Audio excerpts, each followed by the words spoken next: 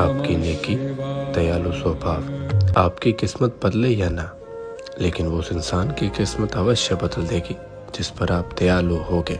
और अपने किए के अच्छे कर्म बेशक आप याद ना रखो, लेकिन कोई इसका हिसाब बराबर रख रहा है। 34वां अध्याय, सब मनवंतरों की उत्पत्ति, भाग दूसरा। अब 9वें मनवंतर सुनिए, जिनमें मनु दक्ष सावर्णी होगा, मेद अतिथि पौसत्य, वस्तु, कश्यप, ज्योतिष्मान, भार्गव, अंगीरा तथा सवन एवं विशिष्ट आदि ऋषि ये सब रोहित मनवंतर में होंगे। और इनमें देवता के गण भी 3 होंगे। प्रजापति रोहित के पुत्र धृष्ट, केतु, दीप्त केतु, पंचहस्त, निराकृत, पृथ्वीश्रवा, भूरिदुमन, ऋषचिक, वृहत, गए, ये 9 पहले सावर्णी के पुत्र होंगे। इस प्रकार जब दूसरा मनवंतर होगा उसमें 10वां मनु होगा। हविष्मान, प्रकृति, अधोमुक्ति, अव्यय प्रायति, भाभार, अनेना नाम के ऋषि होंगे। दुष्मंत नाम के देवता होंगे। स्वयं महादेव शंभु इनके इंद्र होंगे। अलक्षण, उत्मोचा, भटवेण, शतानिक, निरामित, वृषसेन, चैत्रथ, भूरिदुमन, स्वच्र, अचरी ये 10 मनुपुत्र होंगे। अब तृतीय मनवंतर में 11वां मनु होगा।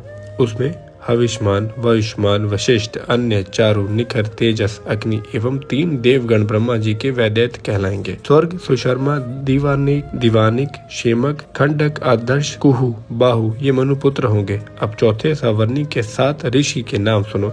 तुति, सुत्या, अंगीरा, कश्यप, पौसत्य, पुलह, भार्गव। ब्रह्मा के मानस पुत्र 5 देवता गण होंगे। दिव्य सप्तमी नाम के इंद्र होंगे। विचित्र, चित्र, तप, धर्म, धृतेंद्र, सुनेत्र, शत्रक, वृद्धक, निर्भय, सुतपा, द्रोण ये रोच्य मनु के पुत्र होंगे। 14वां सत्य मनु मनवंतर होगा। उसमें अग्निर्द, मागध, अतिवा, शुक्ति, युक्ति, अजित, पुलह इन नामों के सप्तऋषि होंगे।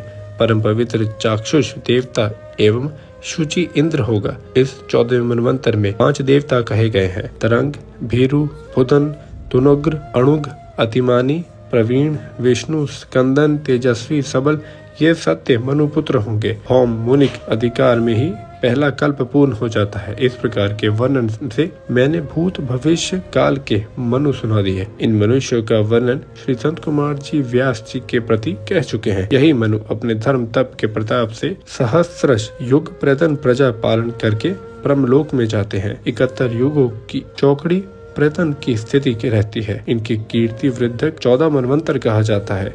इनके अंत हो जाने पर फिर सृष्टि का आरंभ होता है। 100,000 जब पूर्ण हो जाता है तब एक कल्प पूरा होता है। इस समय सूर्य के किरणों द्वारा सभी चराचर जल जाते हैं। विष्णु नारायण में प्रवेश कर जाते हैं।